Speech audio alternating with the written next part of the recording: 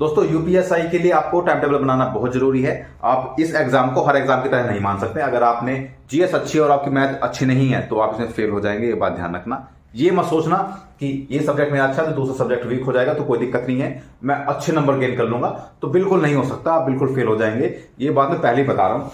इसके लिए time table बनाना क्यों जरूरी है? आपने हर किसी सब्जेक्ट पेपर के लिए टाइम टेबल बनाया हो या नहीं बनाया हो, इसके लिए बहुत जरूरी है। इसके लिए जरूरी इसलिए है क्योंकि अगर टाइम टेबल नहीं बनाएंगे तो आप एक सब्जेक्ट के पीछे पड़े रहेंगे। ऐसा हर स्टूडेंट के साथ होता है, मेरे साथ भी होता है, आपके साथ भी ऐसा ही होता है। अगर आपने एक सब्जेक्ट पढ़ना स्टार्ट किया दिन में तो आपने मैक्सिमम 1 या 2 सब्जेक्ट पढ़ेंगे और बाकी को भूल जाएंगे। फिर अगले दिन जब दो अन्य सब्जेक्ट पढ़ेंगे तो बाकी 2 को उस दिन नहीं पढ़ेंगे। तो इस तरीके का जो ये मिसमैच होता है ना, ये बिल्कुल गलत है और ऐसा नहीं होना चाहिए। क्योंकि स्पेशली यूपीएसआई एग्जाम के लिए, अगर यूपीएसआई एग्जाम आपको क्लियर करना है तो आपको हर सब्जेक्ट को साथ लेकर चलना पड़ेगा। ठीक है, चारों सब्जेक्ट से प्यार करना पड़ेगा। ऐसे नहीं आपने मैथ से प्यार कर लिया, जीएस को छोड़ दिया, बिल्कुल नहीं। आपको अपनी 4 गर्लफ्रेंड्स बनानी पड़ेंगी। मैथ, रीजनिंग, जीएस, हिंदी, चारों से इक्वल प्यार करना पड़ेगा और सभी में इक्वल मार्क्स तो नहीं आ पाएंगे, लेकिन सभी में आपको इक्वल समय देना पड़ेगा, खासतौर पर जीएस के लिए। देखिए, मैंने आपको बताया कि मैथ, रीजनिंग, हिंदी और जीएस मैंने रेड पेन से लिखा है, वो इसलिए क्योंकि मैक्सिमम जो लोग फेल होते हैं वो केवल जीएस में होते हैं। बाकी में सभी लोग क्वालिफाई कर जाते हैं, 35% ले आते हैं, लेकिन फेल कहाँ होते हैं? जीएस में 19 से आ जाते, सॉरी जीएस में 35% से कम लाते हैं और वहां फेल हो जाता है। क्योंकि थोड़ा टफ एग्जाम आता है, हलवा नहीं होता ये कि गए एग्जाम दिया और पास हो गए, ऐसा नहीं होता है। इसमें बहुत मेहनत आपको करनी पड़ेगी, डीपली घुसना पड़ेगा इसके अंदर से। ठीक है, वो सारी चीजें आगे मैं आपको पढ़ाऊंगा, बताऊंगा, बिल्कुल सारी चीजें आपको यूपीएसआई की वैकेंसी का पेपर आने तक आपको सारी चीजें एकदम फ्रेश क्लियर करा दूंगा। कोई दिक्कत वाली बात नहीं है, आप यहां ध्यान दीजिए। अभी फिलहाल आपका टाइम टेबल किस तरीके का होना चाहिए? आपका टाइम टेबल इस तरीके का होना चाहिए कि आपको 4 सब्जेक्ट पढ़ने के लिए मिल जाएं एक दिन में। 8 से 10 घंटे अगर आप पढ़ रहे हैं तो 4 सब्जेक्ट को समय दें। आप ऐसा नहीं करें कि मैथ को आपने पढ़ लिया 3 घंटे, ठीक है, फिर रीजनिंग को पढ़ लिया 1 घंटे और फिर सोचते हैं आज तो बहुत पढ़ लिया, अब कल पढ़ेंगे। और कल जब आप दूसरे सब्जेक्ट पढ़ते हैं तो पहले को भूल जाते हैं। इस तरीके का नहीं। देखिए, मैं आपको बताऊंगा किस तरीके आपको टाइम टेबल बनाना चाहिए। जैसे अगर हम बात मैथ की लेते हैं, हमें सबसे पहले तो ये समझना होगा कि 4 सब्जेक्ट को हमें पढ़ना है। सबसे पहले तो मैथ में अगर आप मैथ के मास्टर हैं, आपका स्ट्रॉन्ग है मैथ, तो आपको बहुत ज्यादा समय उसमें देने की जरूरत नहीं है, बस प्रैक्टिस करते रहें। ठीक है, डे बाय डे मैथ के लिए अब 2 घंटे दीजिए मैथ के लिए। ठीक है, ये एवरेज है 2 घंटे। जिसका मैथ अच्छा है उसके लिए भी और जिसका अच्छा नहीं है उसके लिए भी 2 घंटे इनफ है मैथ के लिए। ठीक है, रीजनिंग के लिए आप अभी इससे आगे भी मैं चीजें बताऊंगा कि किस तरीके से। अभी तो मैं केवल ये बता रहा हूं कि मैथ में आपने 2 घंटे दे दिए, रीजनिंग में 1 घंटे दे दिया। आगे बताऊंगा अभी इसी वीडियो में कि कौन सा सब्जेक्ट किस तरीके से आपको पढ़ना है, कौन से टॉपिक किस तरीके से पढ़ना है। अभी बने रहिएगा मेरे साथ में। हिंदी के लिए 1 घंटा आप इनफ है। आप अगर हिंदी में 1 घंटा देते हैं तो, क्योंकि मोस्टली लोग हिंदी मीडियम से पढ़े हुए होते हैं तो हिंदी उनकी अच्छी होती है। जिनकी हिंदी अच्छी नहीं होती वो इसमें 2 घंटे भी दे सकते हैं। जीएस में अब बात आती है जीएस की। ठीक है, जीएस में आपको 2 से 2.5 घंटे देने पड़ेंगे। चलो हम फिर भी 2 घंटे मान करके चलते हैं। जीएस में हमने 2 घंटे दे दी। उसके बाद और बहुत सारी चीजें होती है, केवल इतनी ही नहीं, बहुत सारी चीजें होती है। जैसे मैं आपको बता दूं,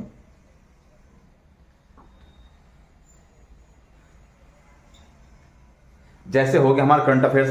करंट अफेयर्स में अगर 30 मिनट भी आप डेली देंगे तो इनफ है, बहुत है। अगर आप करंट अफेयर्स को पढ़ते हैं और पढ़ करके उसके नोट्स भी बना लेते हैं, ये आपके लिए बहुत बेनिफिशियल ही होगा। क्योंकि जब आपका एग्जाम होगा तो आप उसको रिवीजन अच्छे से कर सकते हैं और फिर आप अच्छे से उसको एग्जाम दे सकते हैं। ठीक है, ऐसे ही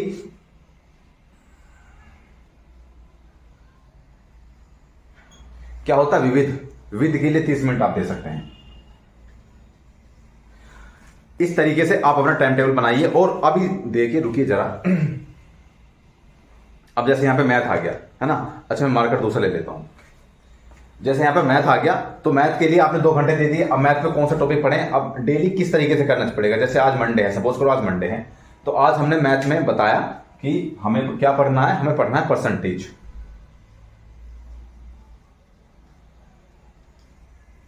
हमने परसेंटेज पढ़ी और परसेंटेज पढ़ने के बाद में हमने इसको 1 दिन नहीं दिया, हमने परसेंटेज को 2 दिन दिए। ठीक है, अगर आपने पहले से सब कुछ पढ़ रखा है तो आपको रिवीजन करने के लिए परसेंटेज को 4 घंटे इनफ होने चाहिए मेरे हिसाब से। आप ऐसा मत करिए कि एक टाइप के 10 क्वेश्चन तो 10 के 10 आप सोल्व कर रहे हैं, नहीं। अगर एक टाइप के 10 क्वेश्चन है तो उसमें से 3 क्वेश्चन सोल्व कर लीजिए, बाकी 7 को छोड़ दीजिए। अगर एक ही टाइप के हैं, अगर दूसरे टाइप के हैं तो फिर करना पड़ेगा। इस तरीके से आपने 2 दिन दिए परसेंटेज को, ठीक है, कितने 2 दिन आपने परसेंटेज को दे दिए। अब मैथ का बात क्लियर होगी। अब फिर क्या होगा, आप 2 दिन के बाद में तीसरे दिन फिर किसी अन्य टॉपिक को लेकर के चलेंगे, जैसे प्रॉफिट एंड लॉस लेकर चला आपने, तो उसमें आप 2 से 3 दिन दे सकते हैं अपनी कैपेसिटी के अनुसार कि मेरा कितना स्ट्रॉन्ग टॉपिक है ये, ठीक है। उसके बाद रीजनिंग पे आ जाओ। अब जैसे रीजनिंग में है, रीजनिंग में हमने ले लिया डायरेक्शन।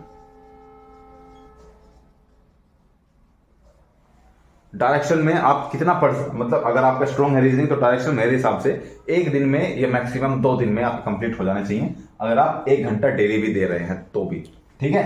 रीजनिंग में डायरेक्शन ले लिया।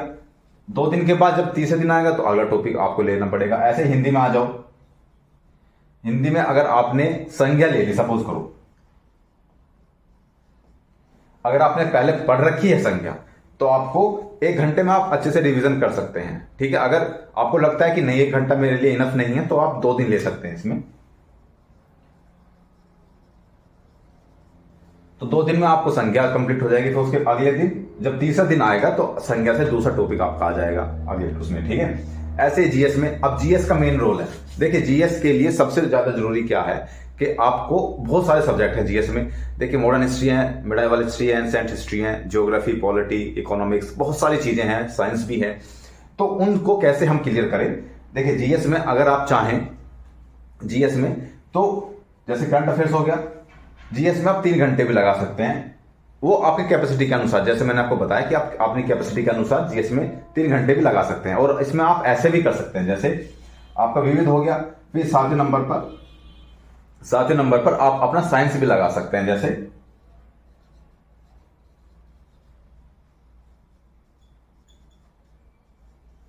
साइंस 30 मिनट के लिए लगा दिया हमने, साइंस को 30 मिनट पढ़ लिया, बहुत है 30 मिनट साइंस पढ़ेंगे, क्योंकि बायोलॉजी, फिजिक्स और केमिस्ट्री 3 चीजें होती हैं। तो 3 चीजें अगर 30-30 मिनट भी पढ़ेंगे, डेली पढ़ेंगे, तो आप अपना अच्छे से क्लियर कर सकते हैं, ये बात आप भी जानते हैं, ठीक है। तो साइंस, जब जीएस से साइंस अलग हो गया तो साइंस का आपका कंप्लीट हो जाएगा। जब आपका साइंस कंप्लीट हो जाए फिर यहां पर आप कुछ और जोड़ सकते हैं, जैसे इकोनॉमिक्स जोड़ लेना, ठीक है, या फिर मॉडर्न हिस्ट्री जोड़ लेना, ठीक है। इस तरीके के आप जोड़ सकते हैं एक्स्ट्रा टॉपिक। अब अगर हम जीएस पे आते हैं, जीएस में आप अगर ज्योग्राफी पढ़ते हैं, ठीक है, हमने ज्योग्राफी पढ़ी और ज्योग्राफी में भी एक टॉपिक पढ़ा, एक मतलब कोई भी सेपरेट टॉपिक आप ले लो, जैसे ले लो पर्वत ले लेते हैं, तो पर्वत को हमने 2 घंटे पढ़ा, ठीक है। अगर आपने पहले पर्वत पढ़ रखे हैं तो 2 घंटे अगर इनफ नहीं है आपके लिए तो आप 2 दिन इसमें ले सकते हैं अपनी कैपेसिटी के अनुसार। तो इसमें 2 दिन ले लीजिए, यानी कि 4 घंटे हो जाएंगे। आप 4 घंटे में पर्वत को तो एकदम उखाड़ फेंकेंगे यार, बहुत अच्छा पढ़ जाएंगे, ठीक है। और उसके फिर एमसीक्यू लगा लीजिए, जो भी आप जीएस में जो भी क्वेश्चन पढ़े, जो भी टॉपिक पढ़े, उसके एमसीक्यू डेली आप लगा लीजिए। इस तरीके का आप अपना एक शेड्यूल बना सकते हैं, एक टाइम टेबल बना सकते हैं, और ये टाइम टेबल आपको बहुत बेनिफिट देगा, ये बात मैं लिख कर दे सकता हूं आपको, ठीक है।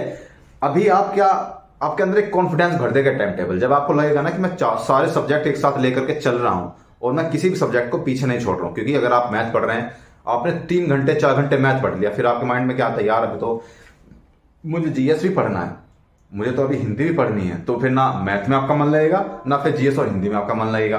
तो इस तरीके से मत करो। जब आप, अगर आप इसको फॉलो करते हैं ना, जब आपको ये पता है कि मैं मैथ पढ़ रहा हूं, और आपके माइंड में ये जरूर आएगा कि मुझे अभी रीजनिंग भी पढ़नी है, मुझे अभी हिंदी भी पढ़नी है, तो आपके दिमाग में ये भी रहेगा कि उसका भी समय आएगा, मैथ के बाद उसका ही समय है, ठीक है। तो हम उसका समय उसको देंगे, अभी हम मैथ का समय तो मैथ को दे रहे हैं। तो उससे आप सेटिस्फाई रहेंगे अपने आप से, और जब सेटिस्फाई रहेंगे तो अंदर से कॉन्फिडेंस बन के आएगा कि हाँ अब मैं पेपर क्लियर कर सकता हूं, और इससे आपको बहुत बेनिफिट मिलेगा। तो इस तरीके से अपना एक टाइम टेबल बनाइए, और ये आपको टाइम टेबल ही मैंने केवल 1 दिन का बनाया है, आप 3 महीने तक, यानी कि 90 दिन तक आपको एक टाइम टेबल बनाकर चलना है और इसको फॉलो करना है। इसमें क्या है कि आपको बीच में संडे पड़ता है, तो संडे आप रेस्ट कर सकते हैं। और दूसरी सबसे बड़ी बात, अगर आप ये टाइम टेबल नहीं बना पाते हैं तो आप मुझे कमेंट करिए, तो उसके लिए, क्योंकि मैंने पहले एक ग्रुप बना दिया, तो फिर से एक ग्रुप बना दिया जाएगा, आप वहां पे टाइम टेबल उसमें ले सकते हैं, ठीक है। तो मिलते हैं अगली वीडियो में, तब तक के लिए जय हिंद।